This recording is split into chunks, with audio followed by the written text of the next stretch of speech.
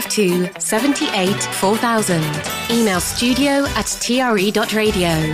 Send us a WhatsApp on +34 645 99 67 95. What a beautiful day, it's a wonderful life. Okay, we're starting with food, a place I always like to start. It says Delia Smith and Nigella Lawson should look away now because it seems the traditional cookbook could be toast. Gen Z are turning to online platforms for recipes, according to research. Printed cookbooks were labelled as outdated and too expensive by 88% of young Britons. Well, I've never had a cookbook. I always search it up online. Yeah? Everything is always online. I use TikTok mostly. Yeah? Is that good for recipes? Yeah, the recipes are simple. It's really quick to the point as well, because I don't think we've got a strong enough attention span for a cookbook, because you've got to read it and get everything sorted from then. Yeah, so it's much easier getting it all online. Yeah. And cookbooks take up space, don't they? I have to confess, I've started looking at recipes online now. Yeah? When I got an air fryer, I had no idea what to do with it. And they give you a little booklet with it that's got like one recipe.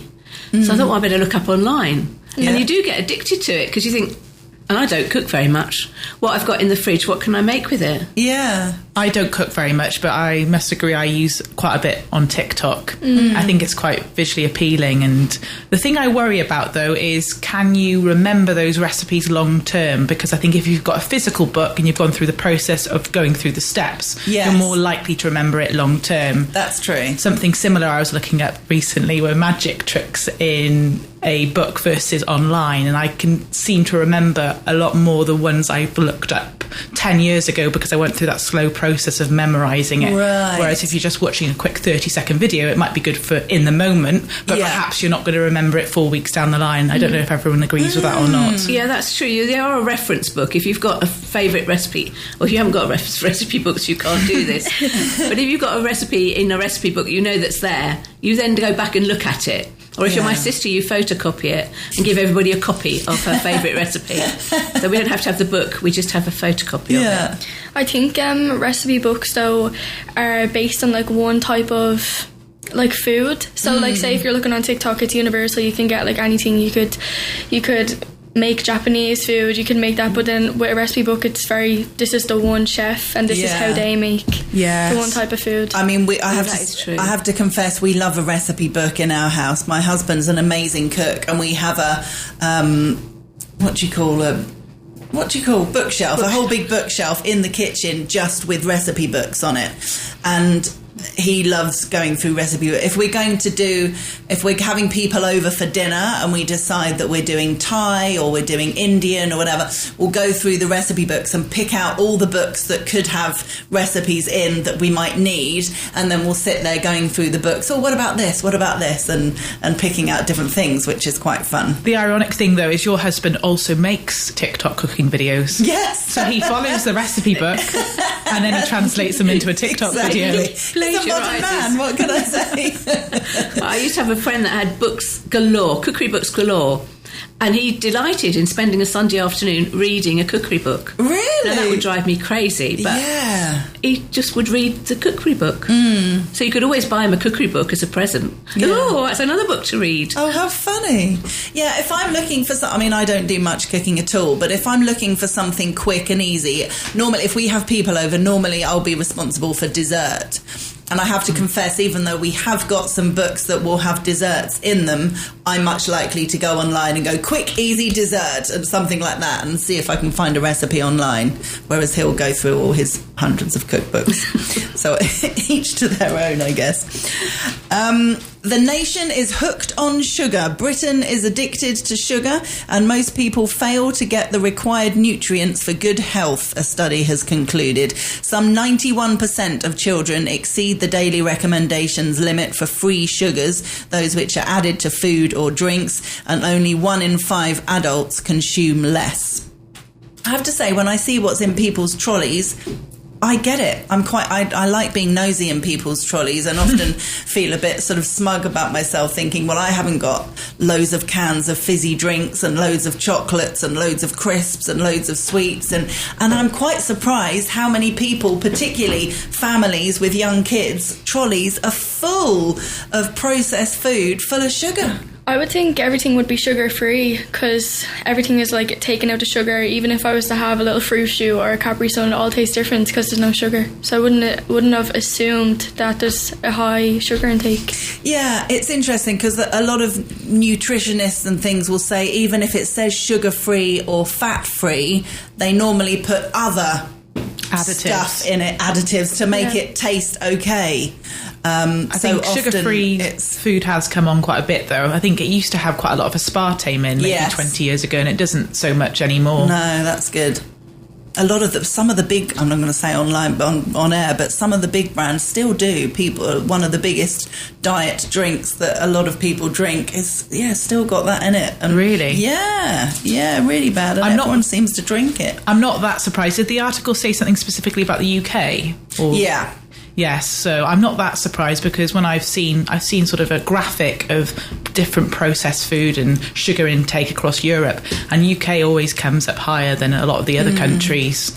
And I think that's quite clear when you go back to the UK, because I think it's quite a large part of the culture is sitting down with a nice bag of chocolates and things like that, whereas the Spanish cuisine in general I think is much less processed, and the processed food here tends to be, in my opinion, more expensive. You can't get 4 bars of chocolate for £1 here or for €1 here as easily as you can in the UK, for example. Yeah. I think also my generation growing up, for us a treat on a Friday was a cake. Right. So that in my head is always a treat. And I'm addicted to cake. Oh, not so really? much chocolate. But you used to have a cake van, a bread van that come around on a Friday. And I think it was mostly the cakes that were going stale. So you could go out to the cake man and choose a cake because they were cheap. Yeah. So in my family, we love a cake. Oh, nice. I find it interesting, the terminology. We've spoken about this on the show before, the idea of foods being a treat. And when children grow up, hearing that some fast food or some chocolate or some cake or a fizzy drink or whatever is deemed to be a treat, which sounds like a good thing. A treat is a good thing, but so often it's something that's really bad for you. And just that terminology growing up that you still think of now of something that's really bad for you being a treat. I think it's all about balance as well, isn't it? Because the other day I was over a friend's house and she was just slowly eating a bar of chocolate, and I was saying, how are you eating the bar of chocolate so slowly? I would have just inhaled it by now. Yeah. And she said, well, chocolate wasn't restricted at home when I grew up, so I feel like I can just eat it slowly now. So it's quite funny, that treat mentality, because that might also affect how quickly or slowly you might eat something. If it's a treat or something a bit naughty, maybe you might sort of decide not to have it most of the time, and then when you do have it, you might then inhale it or eat it really quickly because you feel like it's a bit naughty thing to have. Yeah. When you grow up with one of 6 children, you eat everything very quickly. Or somebody else will have it. You were one of 6 children? Yeah. Wow. Was it like that then? You had to eat your food really quickly? One of my older sisters was a little bit less forward than the rest of us. So she had a fail-safe, and Mum would keep food for her back in the kitchen. So she sort of grew up not having to fight for her food because Mum had got a backup for her. And that's interesting because it did change the way she grew up, but that somebody would look out for her. And were you one of the oldest or the youngest? And did that make a difference? I was the youngest. She was the middle, and there was an older. So you probably had to fight more than anyone because you were the youngest. I had a younger brother, but he and I used to fight about everything. But food, yes, we did fight for it. Wow. We had a sweet drawer in my house, so in the fridge there's like a little drawer full of chocolates, but I think as me and my sister got older, it wouldn't be gone, so my family goes on a shop on a Sunday, and then by Monday all of the treats would have been gone. Really? But, yeah, when we were younger, because we were just like little kids going and eating all the chocolates. But it lasts now a lot longer. Like we'd have just chocolates like there from ages ago, and no one's eating it. But it's it's nice that you can still go back and eat them, but I feel like then you're just buying too much. Yeah. Then there's just too much because you'd forget that it's already there. It shows you how addictive sugar is, though, doesn't it? is. And from a young age, having access to chocolate and things, and you just want to eat it, or you can't stop. Yes. I'm sure we've all been there. You know, it's delicious. Often doing it afterwards, you might feel sick because you can only eat so much of it. But sugar's really addictive. They did an experiment, I think, on mice eating cheesecake, and I think foods with equal sugar to fat are just so addictive, and they have no stop button, so they will just keep eating and eating and eating. Yeah. And I suppose we could be like that as humans on a bad day as well. Yeah, it's dangerous, and to see those types of food as treats. You've done well at school. Here's one of these. You've been nice to your dad. Here's one of the and we grow up thinking if we're a good person, we can have all this unhealthy food. I must confess, I got my little Chihuahua addicted to the caramel juice that's at the bottom of a caramel panna cotta that you can't get out with a spoon because it's the shape of the thing doesn't let you get the juice out. Yeah. And so I'd let him lick out the pot. And then whenever one of those came out, he was right on my shoulder. He knew what was coming. He knew to wait to the end. A bit of sugar at the end. Oh, amazing. Yep, addictive even to chihuahuas. There we go. This was an article that we looked at last week on Men Talk, but I wanted to save it to see if you had a different view or not.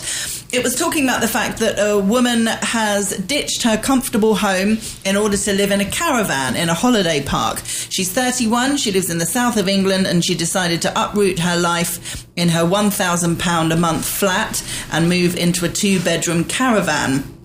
She purchased this mint condition caravan for £26,000. She has a guaranteed pitch in a holiday park for 9 years, paying ground rent quarterly. She says it's the best thing she's ever done. She's now paying half of what she was before, and her disposable income has now doubled. She understands it's not for everyone, but she's having a great time. And I just wondered if it's something that you would consider. Can you imagine living in that sort of environment, living in a caravan, living around loads of other people? Would you enjoy the social aspect of it, or would you just never even consider something like that? I wouldn't be able to do something like that because I think it's too much of a downsize.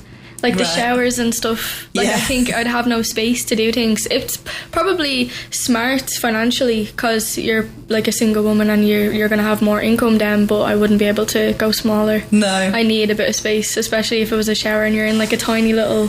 No, that's not going to work. No.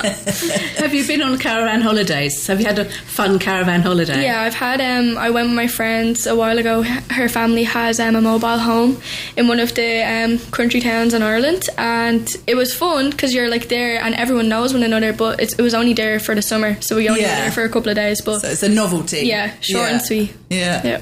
Have you done a caravan holiday, Janet? When I first met my last partner, Alan, he'd got 3 children, and he said, I'm taking the kids to caravan holiday. Would you like to come down? Would you like to follow us down on the Saturday for the weekend? I thought, oh dear. Not really. What made it worse was each child was allowed to bring a friend, so there were 6 children and him and me for 2 nights in the caravan, but it was great fun. Yeah. Everybody had a little bit of space to put their things, and then they all went off. They went to the swimming pool, they went to the amusement bit, they went to at night they were singing in the bar.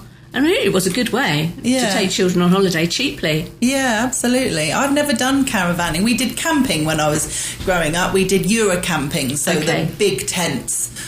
So a family would have a tent, and there was like zip doors and things, so you had private bedrooms and stuff. So it's quite, people say posh camping. I mean, it's not posh, but glamping. Yeah, you don't need to put the tent up yourself. But they have them all over Europe, so we used to have fabulous family holidays doing that. Have you ever done anything? Not that I can remember. I think maybe once, but I can't remember the holiday, so it wasn't that great. No. I think that lady's got a good idea. If you can cope with it, why not? But I think an easier way of solving her financial woes would probably be to move to the north of England rather than living in the south of England. Because that's probably going to be one of the most expensive places to live. But I do see a trend of people living in their vehicles online, and there was someone I saw recently, I think, living in a converted skip. So they put the skip as the base of their house, and they somehow built a sort of a tent over the top. Gosh. And they managed to sort of justify that they were illegally allowed to live there. I don't know how long that went on. And I've seen at least 2 influencers living in a small car or a van, and they're saying they're trying to save money, so they'll live in a van or a car for 12 months. And they pimp it up, I expect, so it all looks amazing. For 12 months. And obviously with the 24-hour gyms in the UK, you can use the showers much more easily. And they don't have the extreme weather like we have here. I have thought about doing it for a short period of time and go travelling around Spain, but I just think the heat of this country in the summer would be really hard. But there's definitely one creator who's doing it quite successfully, and he's doing it in order to save a down payment for a house in a year's time. Right. So it is quite a cool idea if you can muster the courage to do it. Yeah, there's this whole van life, isn't there, online, where people living in converted vans and stuff, and it does look fun, but I've seen them walking up in the hills behind where I live. One winter there was a Scandinavian couple, young, and they worked from the van. They were both online, and they did IT and things like that, so they could do it, provided they could get a signal. And they looked like they're having a great time. They spread everything out around them. They hung fabric up so that it looked like a home. They lived in the middle of nowhere and could do what they needed. The one thing she needed, something was milk. Can I get fresh milk? And I said, well, you can go in the village and you'll get long life milk. What do you need it for? She said, I'd like to make some custard. I've got a thing about custard. So I said, have you got any custard powder? She said, I've got custard powder, but it doesn't taste the same with long life milk. So I took her a tin of custard from the place we get English stuff from. She was delighted. And off they went. They were there for a couple of months, I think, in the end. Amazing. Yeah, I have to admit, when I drive past not little vans, I'm talking like quite plush mobile homes, I think 2-floor ones. Yeah, exactly. I wouldn't rule it out, put it that way. We better take a break. I forgot about this. Clear, concise, current reporting throughout the day. TRE, your voice in Spain. This is what it sounds like when you drive along the Mediterranean at night. And this is what it sounds like when you get 2 months of free car insurance with Línea Directa. For 30 years, we've protected what matters. Switch to Línea Directa and get 2 free months of car insurance, plus peace of mind for everything else. Call Línea Directa today on 919-181-130. That's 919-181-130. Conditions apply. It's a blinding path from Lobster straight into the home. Ultra fast fibre from just €23.99 a month. Free install, Wi-Fi router included. This broadband's on fire. Bundle a mobile plan and save big. Just €7.99 for unlimited calls and texts in Spain and to the UK. Plus 100 gig. Roaming in the UK's included too. Oh, that's a yellow card for outrageous value. Score big with Lobster's mobile and fibre plans. All in English. Call free on 1661 or visit lobster.es. Focusing on the big picture. At Blevins Franks, our financial advisors take a holistic approach. We get to know our clients, your family situation and objectives, and our integrated advice covers tax and estate planning, savings and investments, and pensions. We aim to consolidate many of your assets, keeping things simple for you and your family and heirs. Get in touch with your local Blevins Franks advisors today. Visit blevinsfranks.com. That's blevinsfranks.com. Expats in Spain provide you with all you need to know when living, working, retiring, and having the best life you can here in Spain. Join the Expats in Spain Facebook page with over 150,000 other expat members, all there to support you in your new life, whether you're living a life of leisure or starting a new business. Check out our website expatsinspain.eu for recommended companies to do business with or to read our free online monthly magazine, expatsinspain.eu. Your one-stop resource for all your expat needs. TRE, your voice in Spain. You're locked in to TRE in the afternoon with Hannah Murray, sponsored by La Sala Puerto Banús. Join us for the ultimate social and dining experience, featuring live music 7 nights a week. Discover more at lasalabanús.com. Hannah Murray on TRE in the afternoon. Good afternoon. You're listening to Women Talk with me in the studio today, Zoe McKenna, Katie Rowlands and Janet Barnett. So going from sort of having a smaller living space to having quite a large living space, apparently there's been a rise in buying an instant library. So these are big books without really worrying what's in them, to kind of show people that you're, I don't know, educated, or books about art or things like that. Kind of coffee table books, but on shelves. So it seems that the middle classes are keen to make an impression with crammed, colourful shelves behind them without needing to turn a single page. This came from the Zoom calls, when you're doing a Zoom call and what looking at people's backgrounds and if they've got bookshelves behind them. Enter the new tribe of book curators, experts who will create bespoke bookshelves to perfectly reflect the personality, goals and philosophy of their aspirational clients. Now, I'm not saying I have these in my house, but I kind of do. Not to show people that of a certain thing, but I do have some big books that don't fit in the normal bookshelves. So I do have some specific bookshelves that have big books about Picasso and other things in them. So you're one of these people. I'm slightly nervous that this is me, but not completely. I didn't get them for the purpose they're talking about, though. Do you get them for an artistic purpose rather than an educational purpose? Well, yes, to be fair, a lot of the books are people who I've interviewed. That's fine, then. We used to get before Brexit. We used to get a lot more books sent for people that we interviewed, and some of the books over the years have been beautiful. You know, people like art historians who did a lot of research into Picasso and put these beautiful books together. And I was like, oh, that's a lovely book to keep. So things like that, really. But I to be fair, haven't sat there and read them.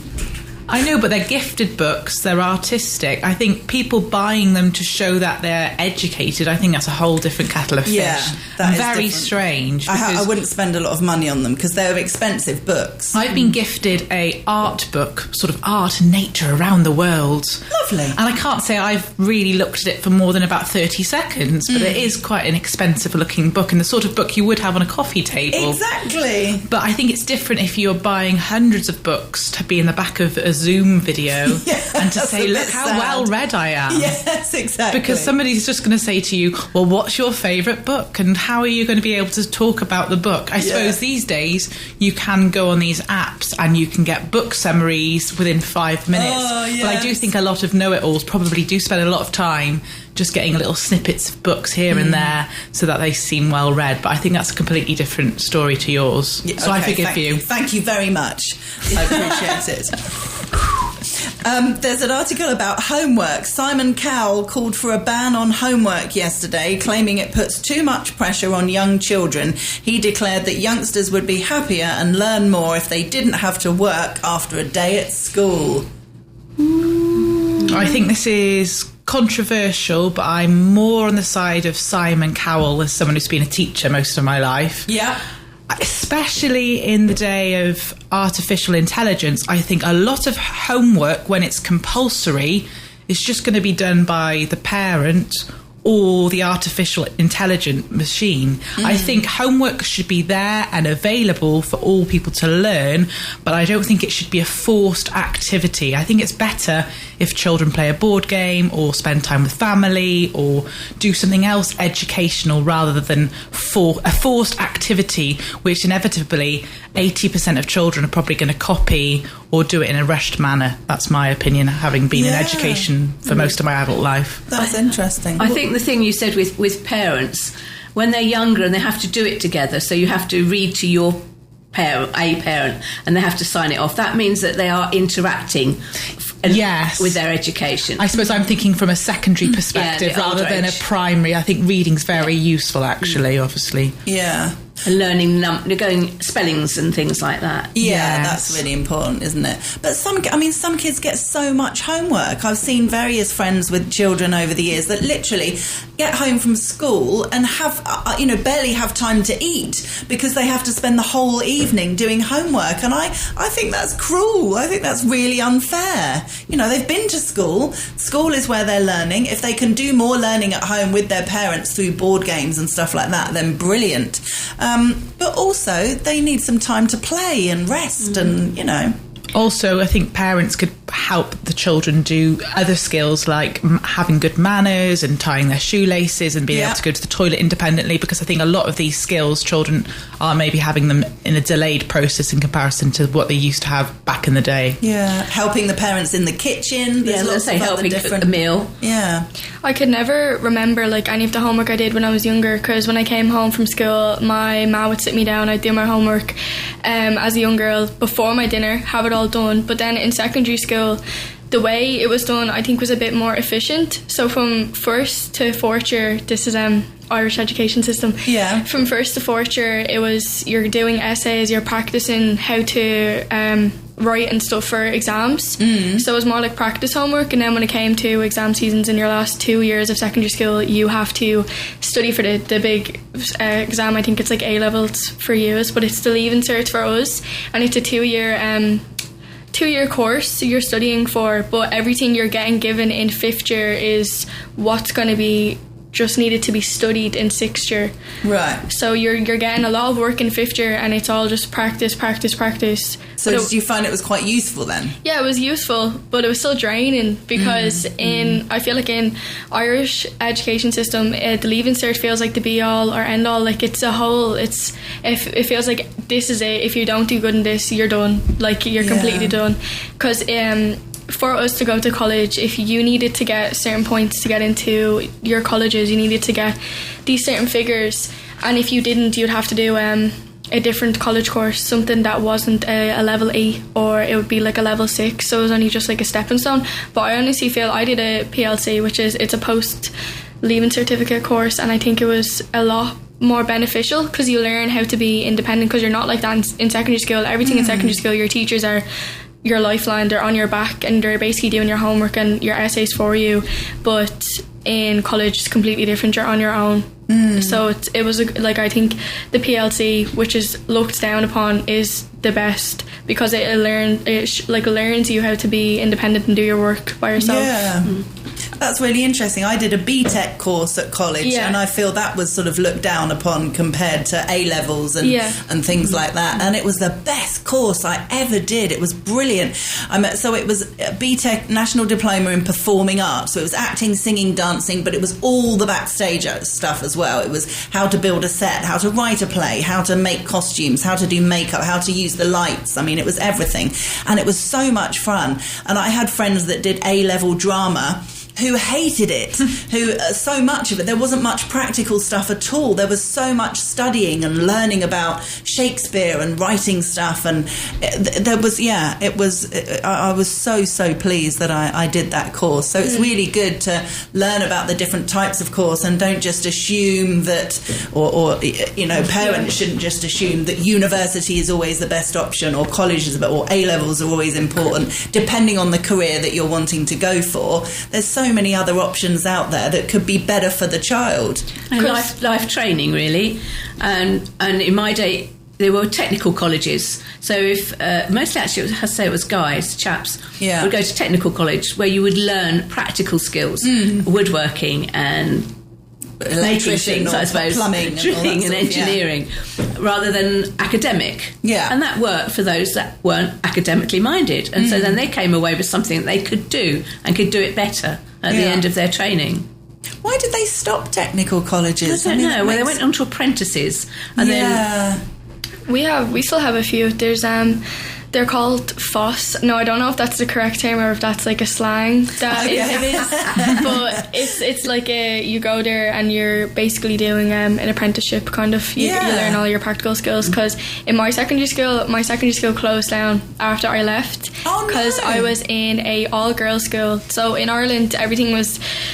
The Catholic Church was still a bit relevant, so there was a lot of single-sex schools, and in my area there was 3 secondary schools, so boys, girls and another girl. So when we finished, the 3 schools amalgamated together, but we didn't, so the school shut down for our year. And I think because of that, it kind of affected all of the new students, and they were allowed to have more subjects, where we only had we didn't have woodwork, we didn't have, everything was kind of set on us, so we didn't really have much choice for our exams, because you had to do certain subjects, so we didn't have all of these broader options of doing we only really had home ec and art for our choice subjects, and then when the three schools amalgamated, obviously all of these options were opened and they could do like woodwork, metalwork, any of them. We didn't have them before our school closed down, so I never got to experience it. I was just, these were my set subjects for my exams and told, run with it. Wow, it's interesting, isn't it? The different options available. I think what you mentioned about choice and independence, I think that's the key thing for good education, is if children are motivated and they want to learn and they have that independence, they're going to be doing that work outside of school regardless of what the set sort of homework is. And I think there are some other ways you can sort of encourage that motivation at home, called the flipped classroom, which is when you do your learning at home and then they come in and they ask the questions in the classroom. So that's another really good way of sort of encouraging children to be a bit more independent at home. But I still think the traditional model from many years ago of these are the 10 questions you need to answer, these need to be handed in next week, I think that doesn't necessarily suit where the human race is going at the moment. Yes, that makes a lot of sense. We better take another break. This is TRE. Hello, Spence Clark here.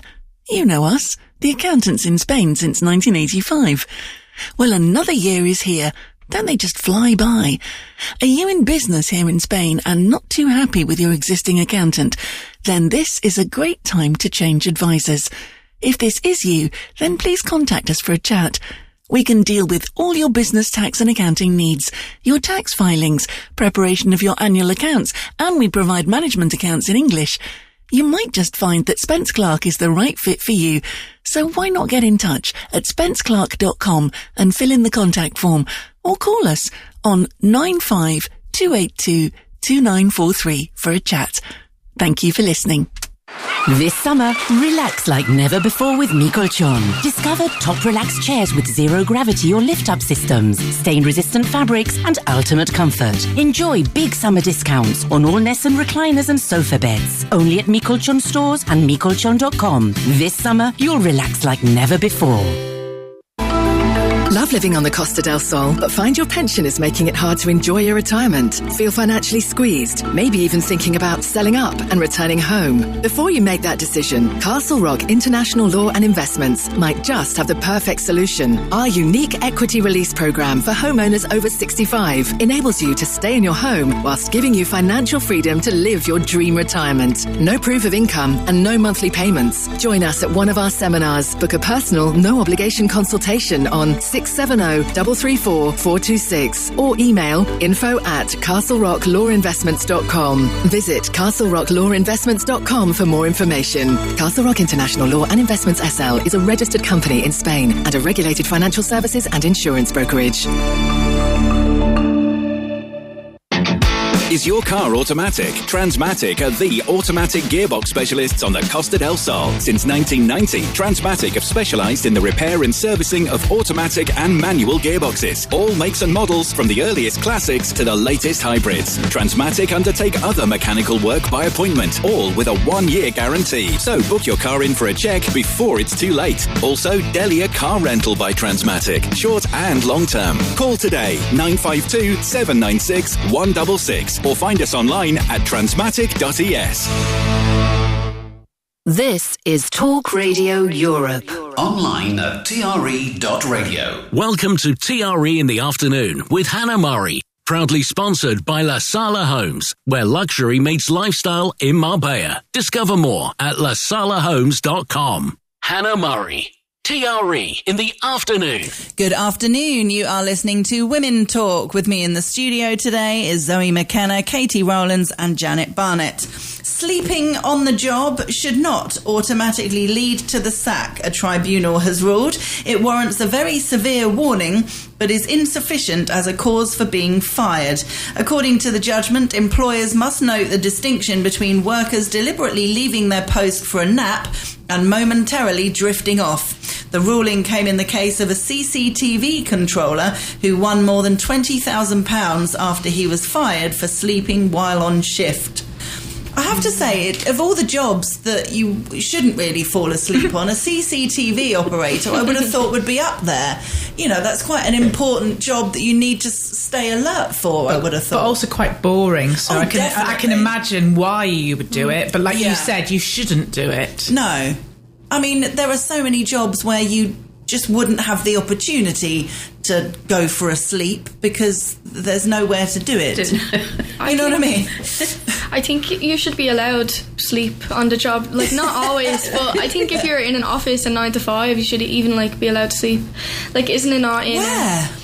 I don't know, but like they could have like little sleeping hubs or something because it's tiring. Like Monday to Friday, 9 to 5, waking up and then having to come back. Because even isn't it in like Japan or like they have like people sleep all the time. Yeah, you're and very they celebrate there. They celebrate you sleeping because they say that you've been working hard. Yes. Yeah. I'm more on the same wavelength as you. I do think some careers should allow a quick nap. People go out for a cigarette break. Yes. A nap break is going to be so much more beneficial for your health. Yeah. And I know of a school in Bali, I think they have hammocks in the school staff room. Wow. So obviously staff are allowed to have a little bit of a rest. I suppose it depends on the temperament of the person, why they need a nap, if there's someone who needs a lot of sleep, their kind of job. I don't know. And Sorry. No, you can go ahead. You're quite right. In Japan, my niece works for a big Japanese company, and that surprised her. She'd think, well, they're all sitting around a table, and somebody puts their head down and goes to sleep in the middle of a meeting. And it's just because they work. Yeah. They work 12-hour days, 14-hour days. So if you need a snooze, they wake up and carry on. Wow. And I think if you're a younger person going straight into like a 9 to 5 job or something that is 8-hour shifts, 9-hour shifts, like you still need more sleep because you're still developing. Yeah. So if you're like I said, like you, it's so convincing, isn't it? You still need your sleep, so they should allow it. I also think in hot countries you need to sleep more as well. Yes, the siesta is absolutely a thing. Yeah. I mean, doing the afternoon show, I never have one now, but when I did the morning show, I frequently slept in the afternoon. Yeah. And sometimes there's various sofas upstairs, and sometimes I don't always sleep, but sometimes if I'm kind of all ready and prepared for my show, I can't believe I'm saying this on air, but if I'm all ready and prepared for my show and I've still got an hour to go, I might go up and kind of have a lie down and have a rest for 20 minutes before I come on and do my show. Definitely. If I was working here permanently, I'd definitely have to sleep. I think that I've only been here for barely 2 weeks now, and it's been hot. I've barely gotten a full night's sleep. Like I keep on waking up in intervals. Yeah, because of the heat. Because of the heat, and I'm so tired. Like I literally, anytime I'm in, I'm like yawning, but it's just because I can't get my full night's sleep. I'm just waking up and then I'm like in shock. I'm like, where am I? I have to go back asleep. I can understand why people would frown upon people having a nap, though, because I suppose it seems like you're being unproductive or you're being lazy, or you've had a late night out. Yeah. And the boss would think, I'm not paying you to sleep, I'm paying you to work. You know, that would be understandable. But some people can get done so much more in such a shorter period of time if they're well rested, whereas some people are just sort of slow sloggers and they just go throughout the whole day at a snail's pace. So I think it is really dependent on the individual, but it could be taking the mick out of it. But I suppose if you're meeting your targets, and there's a space, it totally depends on the job, and there's a space where you can do it, and you're not taking the mick too far, I don't really see why not. I got caught out once sleeping on the sofa. I worked in a big department store, and in the reception area we had these lovely comfy reception seats like you've got here. And it was a long day. We didn't close till 8 o'clock, and I thought, I can't carry on anymore. Receptionist had gone home, nobody was going to phone. So I lay down on the sofa and I got caught out. Oh. And they go, what are you doing? I'm looking for something. Oh no, it's difficult, isn't it? I mean, I sort of see both sides, but I think it definitely it allows people to take the mick, because there'll be people, like there's people who have cigarette breaks and people who don't, and people who don't have cigarette breaks could easily say, they're always going out for breaks, but because I don't smoke, I'm constantly at my desk. And you'll get people that are tired, and you will get people who are hungover or didn't have enough sleep through their own fault.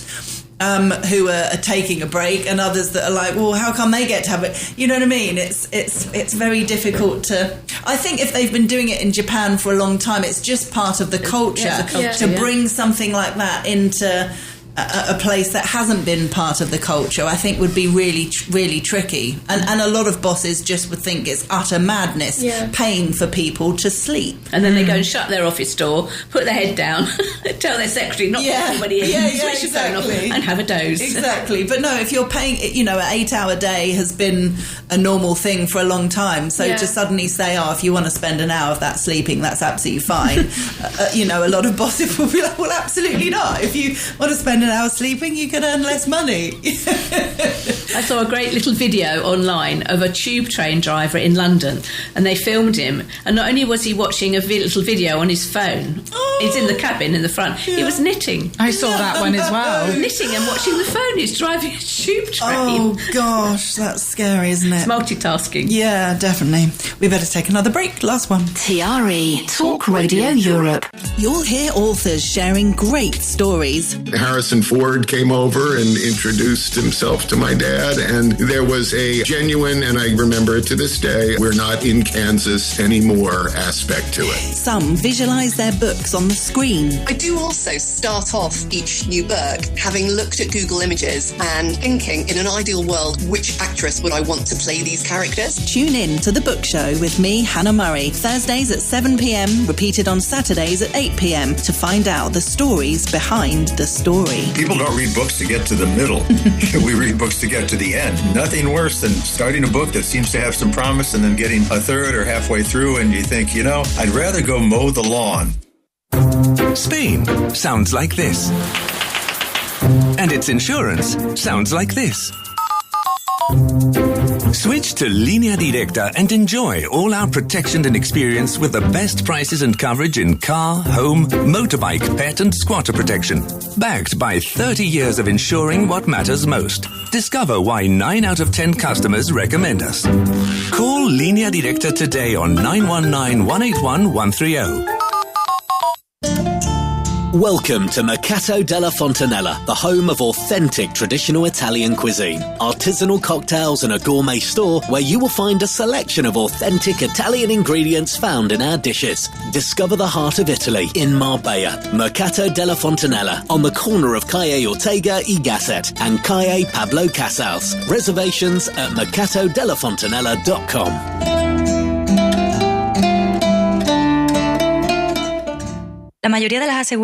Sorry, no hablo español.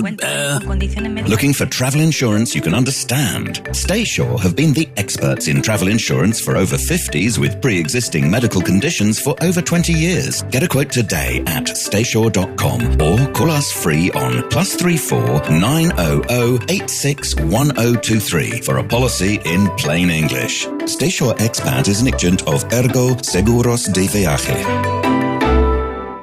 Want the best rates and peace of mind when sending money abroad? Luman, your trusted currency partner, can help with quick, effortless and secure international money transfers. We already partner with some of the best real estate agencies and solicitors across Spain. So whether you're buying or selling a property, transferring your pension abroad, or simply paying your monthly bills, Luman is here to help. Protecting your money is our highest priority at Luman, so every transaction you make with us is safeguarded. Visit lumonpay.com to learn more about how we look after customers and help them save money on their international transfers. Terms and conditions apply. Luman FX Europe Limited, trading as Luman, is regulated by the Central Bank of Ireland.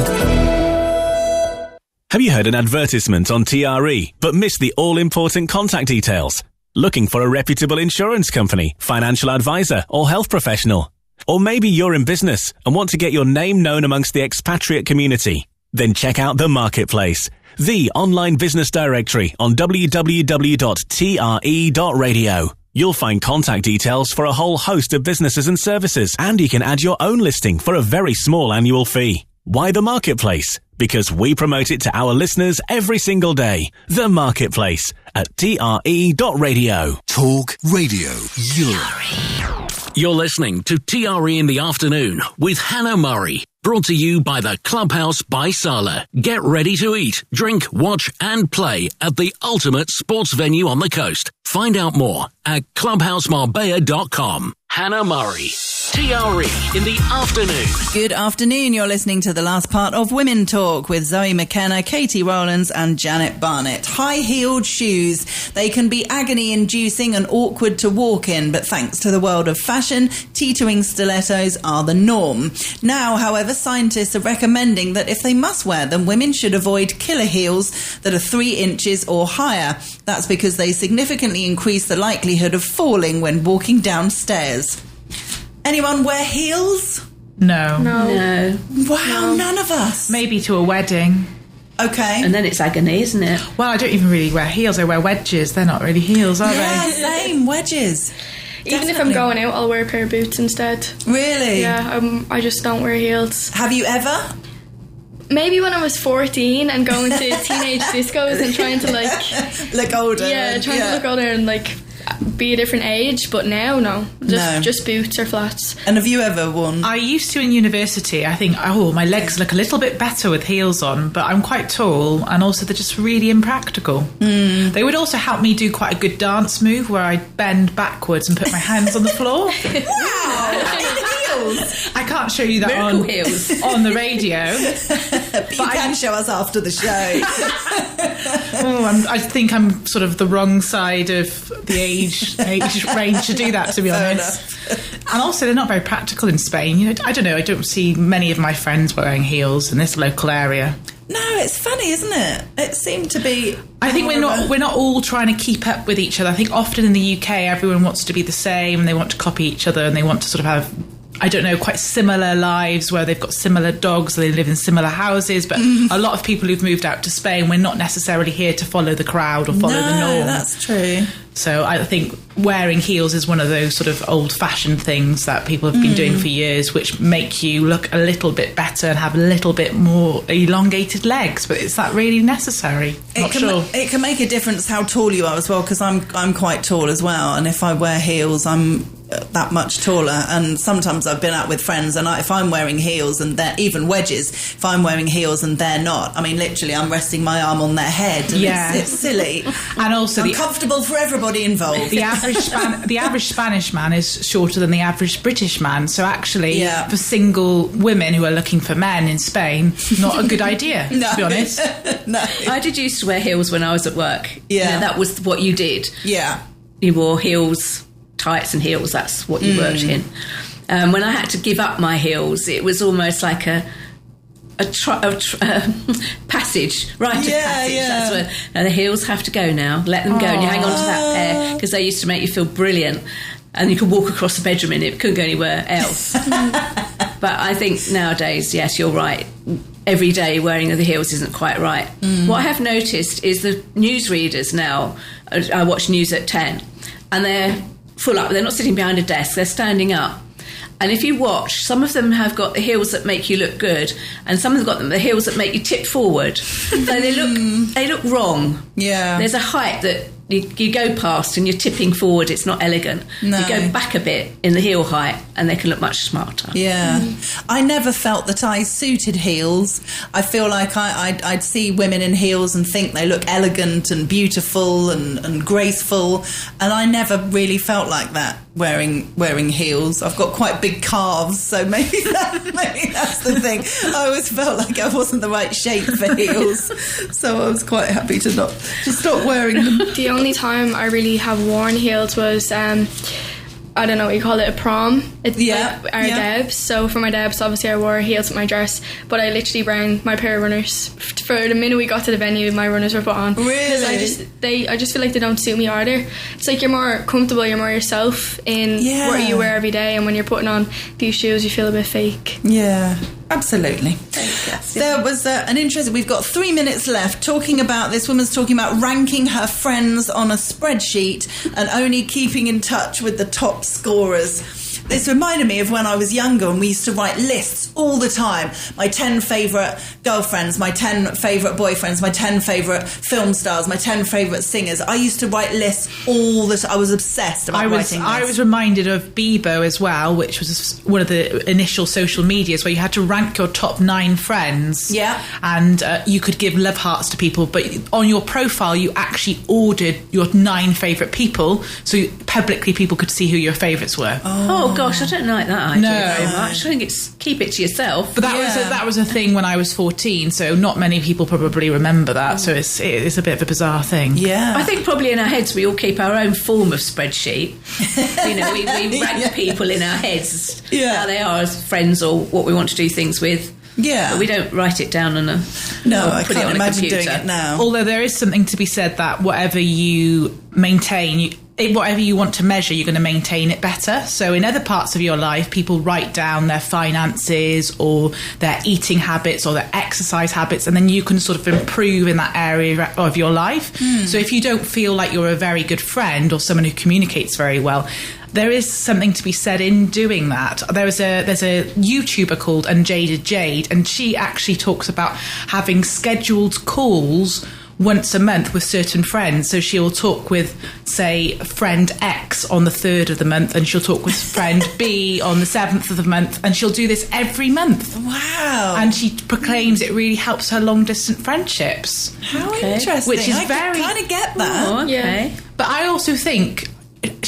I'm sort of more the other end of the spectrum. I can go 3 to 6 months without speaking to people, and then when I see them, it's back to normal. But then some of those, that's what real friendship should be. Exactly. That's how you measure a friend. But then sometimes if you go those 3 to 6 months, and then certain things happen in between, or you forget to celebrate some of their milestones, sometimes you can drift apart. So that idea from Unjaded Jade could be quite useful. Or the spreadsheet does sound a bit silly, though. It does. I mean, the idea of having to call someone on a certain time sounds weird, but at the same time, you're making yourself keep in touch with them and sharing news. I suppose it's a bit like going to Weight Watchers once a week. All right. Phoning your mate. Yeah. I was just thinking, if you had a night out with somebody, I really enjoyed myself. They've gone up to rank number 4 now. Yes, exactly. Somebody else has been demoted and they've gone up a level. Oh, brilliant. That was a lovely evening, just like going to Weight Watchers. I don't know. I love spreadsheets, so I sort of can see the benefits of it, but I don't think I would ever do it. But I would also... We're coming to the end of the programme now. Okay. No more also. You have to tell also off air. Sorry. Thank you, Zoe, Katie and Janet. Howard is next.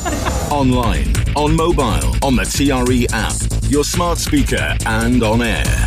This is TRE, Talk Radio Europe, your voice in Spain and around the world. From the Sky News Centre at 5, a Chinese PhD student described by police as being one of the most prolific predators in the UK